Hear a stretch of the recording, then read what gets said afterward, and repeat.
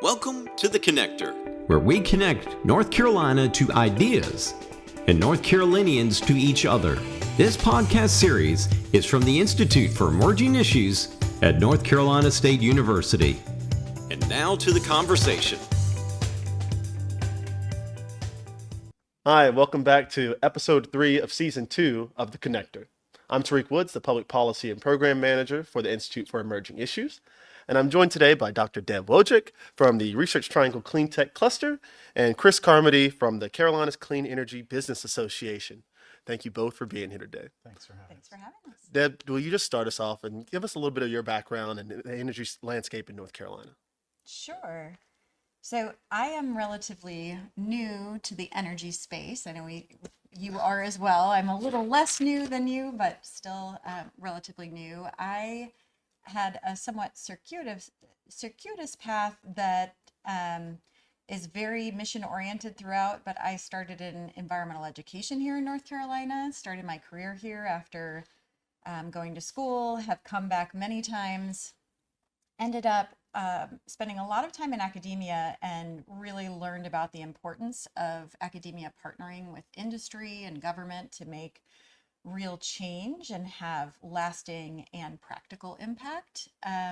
And my doctoral and postdoctoral work was focused on stakeholder engagement and looking at how do we bring people and organizations with sometimes disparate perspectives and motivations together in order to solve our biggest challenges. And to me, I came to energy because it is the big challenge for our state Absolutely. and for the world. So I come to this kind of honestly, circuitously, and with a passion for actually trying to solve problems through the expertise of others and valuing the amazing wealth of talent we have here in North Carolina. Well, thanks for adding to that wealth of talent. Chris, will you just give us your background and how it brought you to work in the energy landscape of North Carolina? Sure. So before I moved to North Carolina, I did mainly economic development and policy work. Moved here in 2007, and I've done primarily energy-related work since then. This is my 9th year at what is now the Carolinas Clean Energy Business Association. It used to be North Carolina.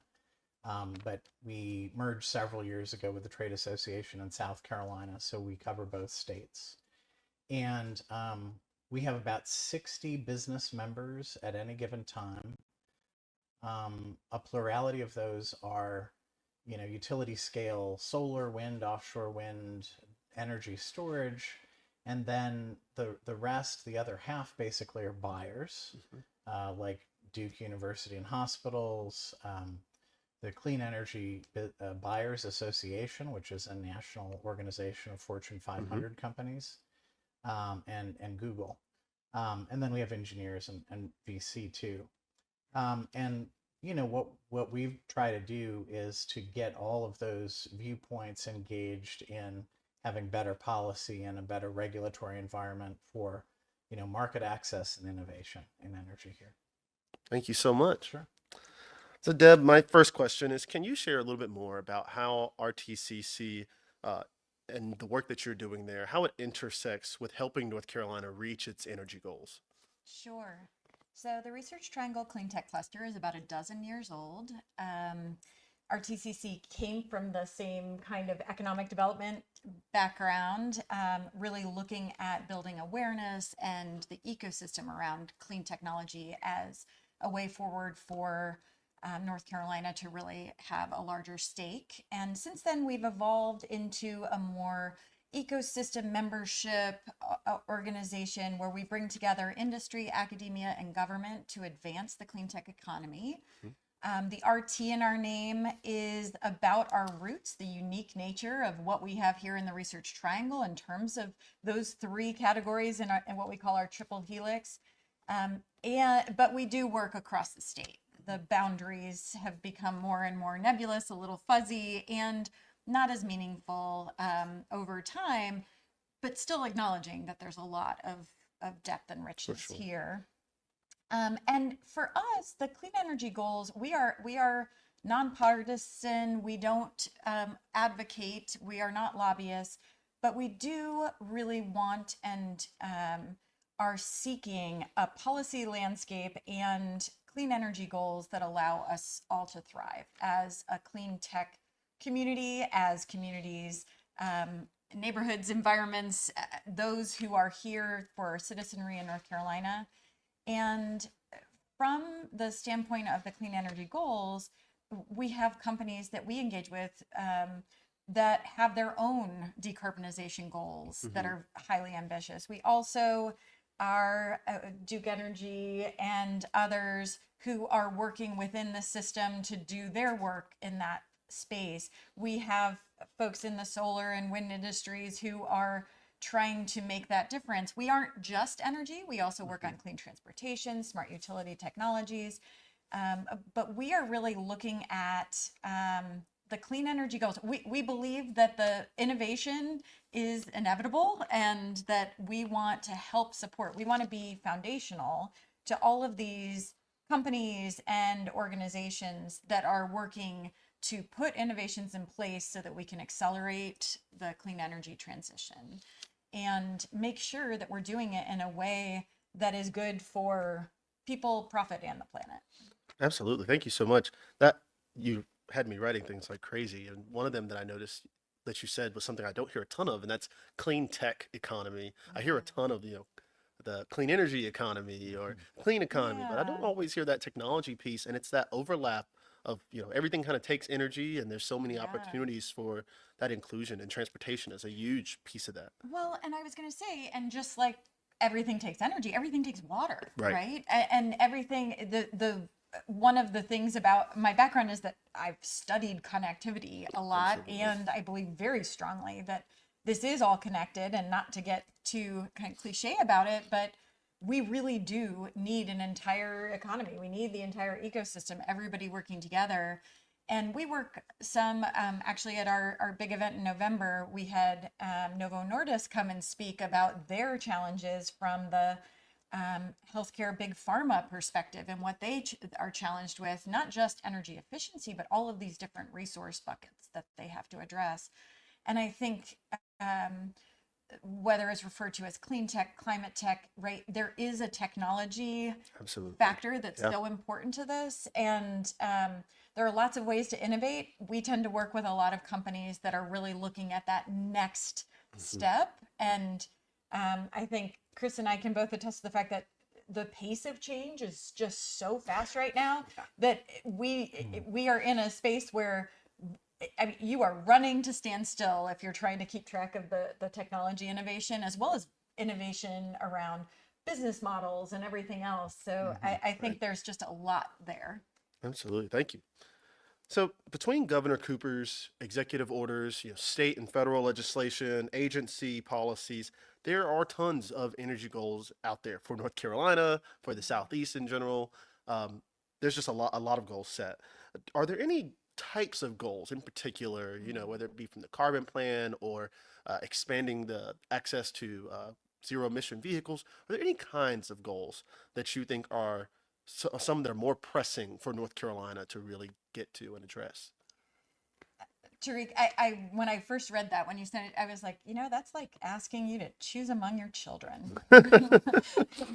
I'm going to answer this with a little bit of a broad piece. Again, going back to that connectivity, I think that it is extremely important that we have multiple goals and that we target those. We do know that transportation is one of the key polluters in this space, and being able to decarbonize and electrify not just consumer vehicles and the EV transition there, but also medium and heavy fleet vehicles can be very key. Now, if we do that with energy that doesn't have clean sources, that does not help us, right? So the demand on the grid, while having challenges around interconnectivity queues and the retirement of outdated assets and things. I mean, there is a lot going on all at once. And we have a program coming up in February about this kind of the interconnectedness and integration and comprehensive nature of what we need to address, because I think while it is all important, it is not going to work if we keep these in silos. So we don't, as an organization, get involved in. We are not parties in the carbon plan. We want to understand it. We want to make sure we have members who are very much engaged. We want to understand how, when that comes down, how do we make sure that we are building the ecosystem, that we are supporting the members and stakeholders that are going to be able to implement that, and do it in a way that allows us to be as efficient and effective as possible. So even some smaller things, like how do we use some data and analytics in order to be able to understand what's happening when these changes are made more quickly. And also then understanding that a lot of this new demand is coming from things like data centers that are putting more and more challenge on the grid. So I would say we sit from the place of complexity. So that question I have to answer with a complex answer. Yeah, I understand. Because I do think it is interwoven and critical that we are, and there are still gaps. There are policies that have not yet been made, but we're doing a whole lot, and we have to keep doing all of these different things. I don't see them as parallel. They can't be in series. They can't just be in parallel. They have to be kind of moving and integrated as we think about it, because once you start just picking a lane, if you will, you're going to miss some things along the way. Absolutely. So one thing that you said there right at the end was it's really complicated, and there's things not in place yet to really even start on some of them, which leads us into that next question. Given your experience, what's a crucial step? What are those missing starters, those missing policies that North Carolina needs to take and meet successfully so that we can really kick off on those interwoven strategies for meeting our future energy goals? Yeah, I mean, I think, again, just coming from the perspective of our organization, not wanting to be kind of land heavily on the side of any particular policy, and I do think there are things around when we're talking about electrification, right? Some of it is making sure that the implementation of existing policies works in a way that actually allows us to do the things that the policy intends. So things around fleet electrification and things like that, it's not going to work unless there are certain things in place. The same with as we look into beneficial electrification of everything, making sure that we're paying attention to things like, well, how is this going to work? Charging infrastructure with multifamily houses. How does this work with rentals? Those kinds of things. I'm in a lot of those conversations. And I will say, I am not the expert on all of these things, but I do get to be in a lot of rooms where these things are discussed. And there is a lot to be said for just trying to make sure that as we do these things, we're not getting in our own way. I also do think that there are some pieces around this where we are going to have to figure out, as a collective, as a state, like, where do we stand on some of these things around data centers? That's a big conversation. Where do we stand on economic development priorities? And as we are entering a new phase at the federal level, what does that look like for North Carolina implementation? So I feel like we're at a critical juncture in terms of having those next conversations about how is this going to look and what is our state going to look like as we are looking at those 2030 goals, the 2050 goals, and some of it, to me, one of the biggest things we can do is actively engage industry in the conversation throughout. We need to hear the voices. We need to understand what our capacity is. One of the interesting pieces is we have not only some headquartered offices of multinational companies, we also have some very amazing homegrown companies, and building the strength of this ecosystem for collective action is really key. I was just at a meeting last week that brought together, it was an initial meeting for the battery sector, battery and energy storage sector, and this notion that just like Chris's organization, my organization, bring together that collective strength, expertise, talent.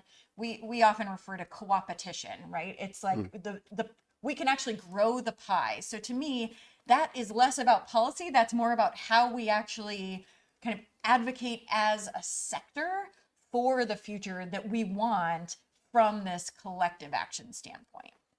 Co-opetition. I'm gonna have to take that one and use it. That's a great one. You really quickly before I jump over with Chris, you said we when you were referring to where North Carolina has to make some tough calls on where we stand and how we want to get to certain futures. When you say we, who are you referring to? Are you saying like the residents of North Carolina, our legislature, activists and advocates, or researchers? Who is that we? I mean, I think you're probably going to guess my answer is going to be yes. And I think some of it is the industry. So again, there is, when we talk about our triple helix, I would say we actually have a fourth, which is other nonprofits and the ecosystem of nonprofits, right? So and I am again, the connectivity. I look for I'll nerd out with you for a little bit here, but my background is Please in do. kind of network analysis and looking at how organizations come together to achieve their goal, and organizations loosely defined, right? So how do we leverage the strengths that we have? We have amazing research universities as well as a community college system that is second to none. We have this infrastructure. We have workforce challenges along with residents who have come from many different backgrounds, have many different ilks around this. We have strong advocacy organizations as well as folks that are very strong on the NIMBY side and don't want to have some of these come to their communities. We have a very strong kind of policy / funding infrastructure within the state, but we also, things are moving so fast that sometimes we need to figure out where there are more needs there. We need to connect all of these things to the opportunities as well as needs of industry in order to be able to almost, I mean, one of the things I often think of is like we need more matchmakers. We need those who kind of can identify needs and then meet those needs, and we need those people talking to each other. And sometimes we're moving so fast in this industry, and the landscape is moving beneath us at the same time that I think that there's more. When I say we, it's the collective who should be in the room, who else needs to come. It's kind of this snowball questioning, right? Like, who else allows you to do your work in order to move all of us to that next level? So I think that's, again, I told you I was going to give you I am a yes and person. I want everybody at the table, and I want to keep everyone there and understand that this is not, our clean energy transition is not for some and not others. Everyone benefits. And so what we want to do is make sure that we are identifying where those benefits can happen, how they happen, and then work to make sure that's as equitable as possible. Thank you so much. Chris, growing population, growing industries, new upgrades for infrastructure. North Carolina is the place where it's happening, right? Yeah. Can you tell us how the Carolinas Clean Energy Business Association intersects with helping North Carolina reach its energy goals? Sure. So I mentioned sort of that we are both on the supply side and the demand side in terms of our membership. And so we're not as probably broadly focused as you guys are. But we do, I mean, if I broke it down, we have a big challenge right now. And yeah, we're growing residentially, but our economy has been booming for the past 2 or 3 years. And data centers are certainly part of it. Data centers might consume, 3 or 4% of our national electric load now, but they'll probably consume 9 to 10% by the end of this, the end of this decade. But think about that other 90%. Those are all employers. And basically, if those entities can't get what they need here at a price which is competitive, then they won't come here, or they won't expand here, or they'll go to places like Texas. where they can buy as much energy as they want. They can go through a market and, choose different prices. And they can do that all in the length of time that it would take you to get a mortgage on a house. And that's very different from the Southeast, which is a monopoly system. So there are different pros and cons to both, the market and the monopoly systems. What we do is we work with buyers and the utilities and regulators and legislators in the system we've got to try to help build that capacity out. And I think there was not, 2.5 years ago, people kind of thought, oh, we're going to have flat demand. And so it wasn't about expanding the pie, right? It was just about who gets to deliver the pie. But everybody in the Southeast, about 1.5 years ago, when they submitted their plans for the coming year or two, realized, oh my God, we have 30 companies that have major manufacturing footprints, and they want to come here, and therefore we need a lot more energy than we anticipated. And so that change, the demand for electricity, I think has improved the alignment of, the private sector energy generation folks and, kind of the public sector, the government run monopolies. And so, the way we engage is basically on the price, the quality, and the speed of electricity. So we have narrower, I think, channels of conversation. We certainly have a lot of innovators, but, we're working with, heavily the North Carolina Utilities Commission and Duke Energy on things like transmission. So we're in the nitty-gritty. We're in an established, process. We bring in experts. We identify studies. There are other stakeholders involved in this, but this was part of the Utility Commission's direction to Duke and to us to basically have a transparent planning process. And that's a huge leap forward, right? Because I think a lot of transmission has been very opaque to people everywhere. It's one of the most boring things you can ever talk about for your average civilian. But we think about that three-way balance. Is it what's the quality or the resilience? How cheap is it, and how fast can it be done? In terms of infrastructure, I would say a couple things. We're going to have to figure out what to do on our own for a period of time. And, we have, I think, strong policy elected officials. So, we should be talking to Senator Tillis. We should be talking to Senator Budd. But I think one of our dangers is that there's business uncertainty now. Really not just in clean energy, but in every sector. The infrastructure law that was passed, that was something that, the U.S. Chamber of Commerce, businesses, and labor, for that matter, wanted for 40 or 50 years. And now that might be scrapped. The IRA is certainly on the table, and, lots and lots of different kinds of energy producers and deliverers made business plans based on that. So I think, as North Carolina has done traditionally, and certainly has done over the last decade, we've got to figure out what we can do that's within our reach. And I think we have a good start with that. Thank you. Yeah, that's it's really insightful, and it kind of leads into the next question, and you answered some of it.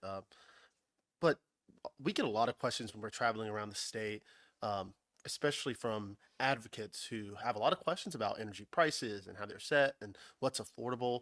And the question is, back to what Deb said, we got to bring in businesses and industry into these conversations. We hear a lot. Does industry care? Do businesses actually care? What's going on with prices? Do they care if North Carolina reaches its energy goals, or has that clean tech economy that we were talking about? Can you share your experience? What does that look like? And Sure. I mean, businesses care because it's about their survival. I mean, electricity is not a luxury item.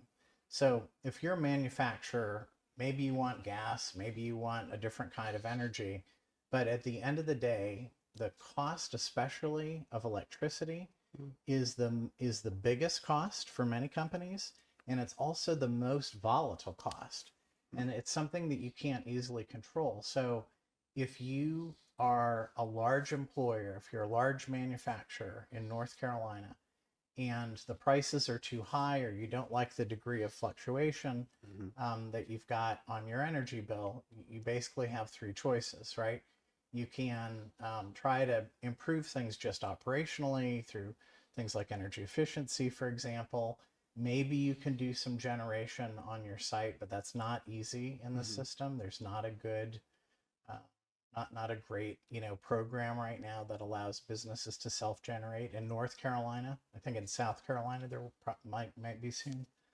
You can try to change policy and regulatory rules, and you can do that either by working with regulators or by working directly with the utility. So businesses will go and say, hey, Duke, we need this, or Dominion if they're in that part of the state, and they can try to negotiate that out. Or, and this is the most dangerous one, you can leave.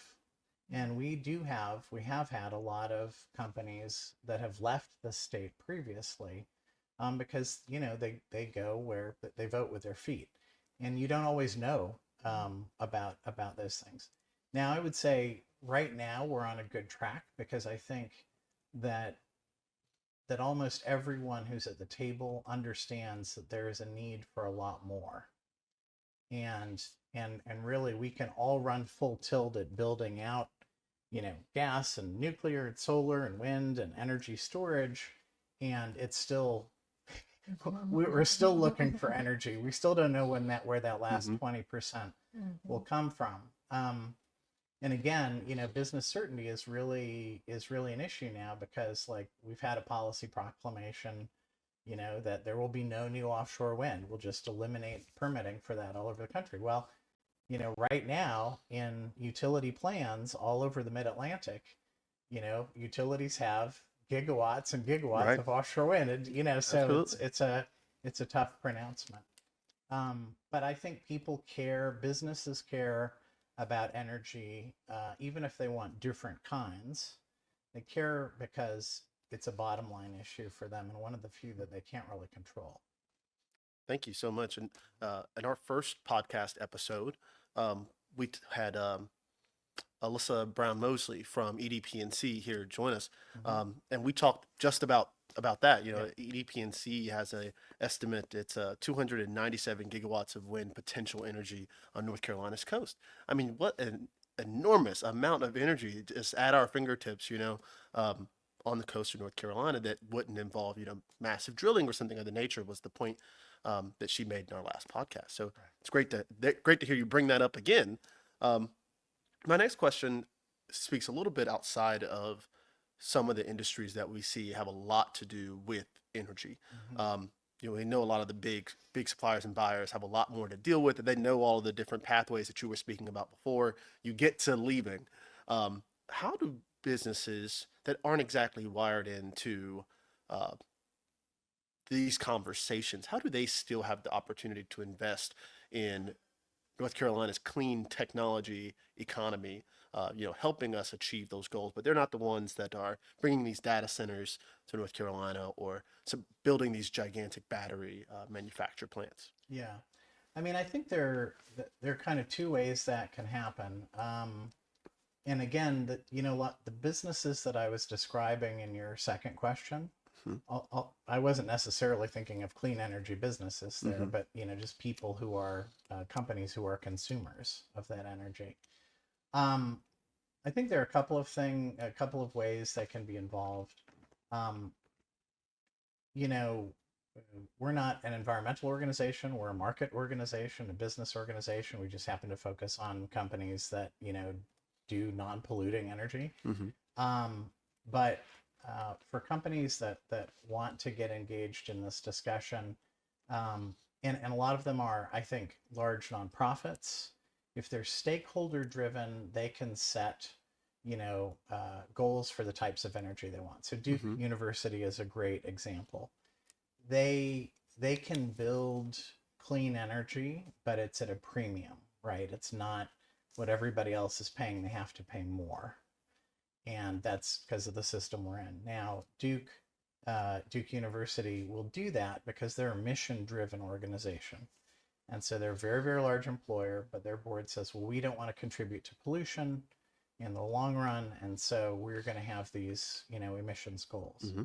So, Duke isn't now, Duke is an unusual, it's an unusually large employer. They're in 44, I think, of the 100 counties. They have a massive, massive real estate portfolio, which uses a lot of energy.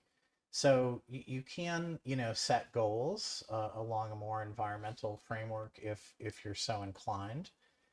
But I would say that, again, the vast majority of businesses will think about energy just from a survival standpoint. And so that really comes back again to what type of energy they need and at what cost and what level of flexibility they have about receiving it. So types of energy. There's some manufacturers who just need gas. And they need it because it is a heating, because there's an important heating element to what they do. And so, they don't really have an option there. I mean, there might be some options, but they really need a certain type of energy in order to make, their widgets, right? There are some who are just concerned about the cost. And so they're really looking for anything that keeps costs down. And the challenge with that is some people may be worried about what the cost is today, tomorrow, next month, but not, 5 years from now. And so working with that group, which I think is a very large group here in North Carolina, it's sort of a discussion about at what point do you turn in that old Honda? Like the Honda is great. The Honda, I drive a 20-year-old Honda Accord, but the Honda still gets good gas mileage. The Honda is very reliable, but there's some point, my wife and I sort of dither about this. There's some point where that's probably not going to be the thing, and where it's at some point it's going to end up costing me more money, and not being cost efficient anymore. And so I think for most businesses, if you're talking with them about alternative generation, if you're talking with them about transmission, those costs up front are scary. And so you have to say, okay, well, what's the point where it makes sense to take the leap and, to invest in something different? Might not be today, but these energy moves glacially, right? I mean, it takes 7 or 8 years in the best case to get a new gas plant built. Nuclear, like people want to do nuclear. Nuclear takes a very long time, provides a lot of energy. Could take you a couple decades to build. Maybe smaller ones will be faster, but we don't have those yet. So I think that's the other side of it, is just businesses figuring out how they survive in a competitive global market, whether or not we are going to be in an isolationist period. We're still competing with companies from all over the world, and businesses have this big cost. And I guess the final thing is some businesses have more flexibility in how they can accept energy than others. So with some manufacturing companies, if you mess up their flow, it can ruin equipment for them, right? And so they don't have that flexibility. But with data centers, which we talked about, if they're getting a slower power load, it's not a big deal. Like they can be flexible with that. And so that's the other need, I think, in that group. Gotcha. Thank you so much. You mentioned a lot of great points. And my last question is probably the most difficult, where I'm going to make you choose again between a array of different possibilities. Chris, I'll start with you. With all the things that we've talked about today, what do you think is the most pressing energy challenge for North Carolina in the next 2 decades? That is a tough one. So many possibilities. I'll right? give you, and I'll give you 2, but I'll talk about 1. Okay. I think leadership is critical, and if there isn't leadership,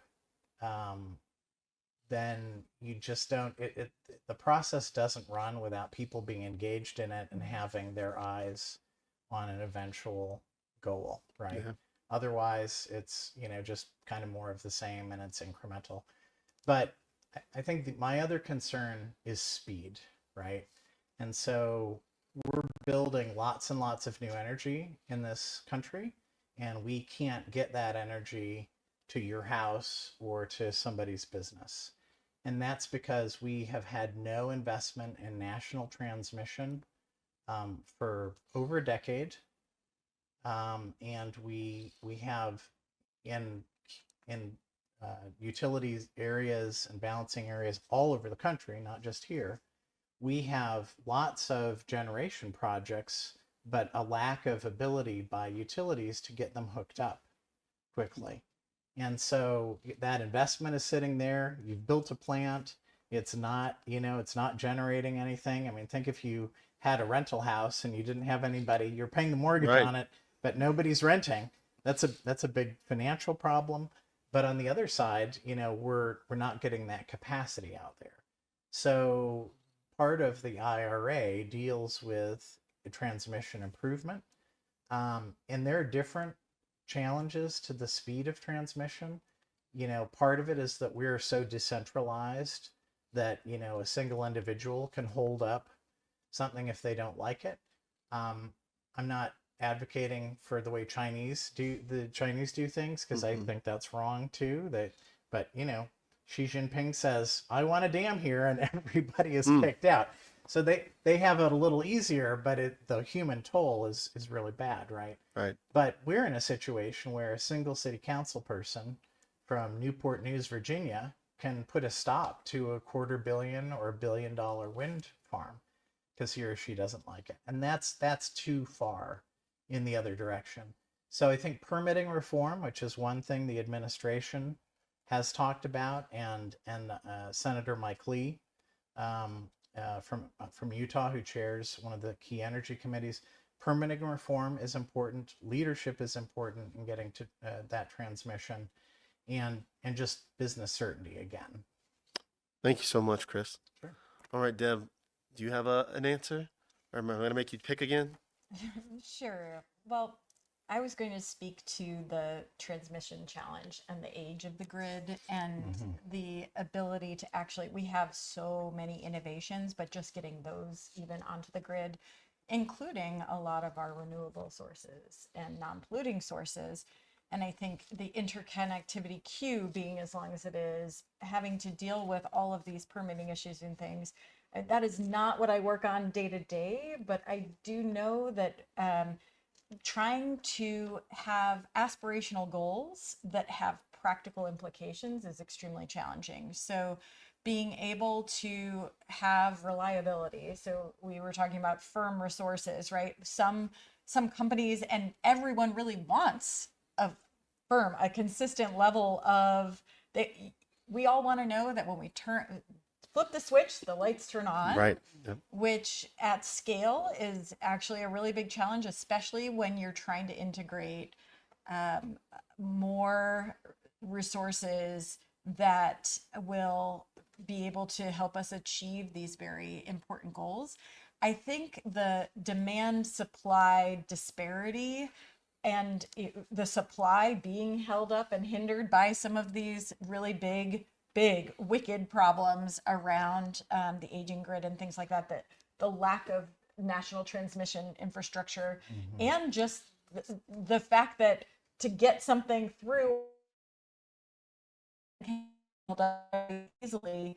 And there's also a perception problem. I come from an education background, and I can't help but say that part of this is, on both the demand and supply side, is about people, right? And their perceptions. So on the demand side, I think we have to continue to help people understand, and not in a pedantic way, but in a really helpful way. We need to understand needs from residential through corporate customers, and help understand how all of these things come into play, right?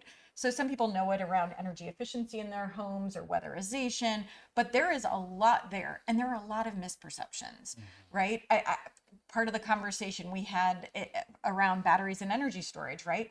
You have a fire risk that may have been that can be very real and can be overplayed in the media. And so how do we help people who are the people fighting the fires as well as potentially creating fires all understand that we can actually address these things? And then, so that's kind of on that demand side. Then on the supply side, we need people like Chris helping to make those matches between supply and demand in terms of those buying relationships. And then we have to help figure out how are we going to lean into things like co-opetition and help understand that there is a lot of space in the market, and we need to figure out how we're going to actually promote and facilitate innovation that gets us there. I mean, one of the challenges that we have and that I hear about sometimes is there is sometimes a if we build it, they will come kind of mentality in the technology innovation space. And we really, I believe it is going to take a lot of kind of where do we focus our energy? Where do we put that leadership? Where do we put the money that I hope will continue to come in this direction? But how do we make those investments so that there can be economic prosperity as well as the other things that we value coming together in 10 or 20 years? Well, thank you so much both for joining us here on the Connector. We're going to be talking more about energy infrastructure and what it means and what it's going to take to keep North Carolina as economically competitive as it is today and grow even more in the future. To find out more about the 2025 Emerging Issues Forum, please check out emergingissues.org. Thank you both for joining us. And until next time, let's stay connected. This has been a presentation from the Institute for Emerging Issues at North Carolina State University. To learn more, please visit us at emergingissues.org.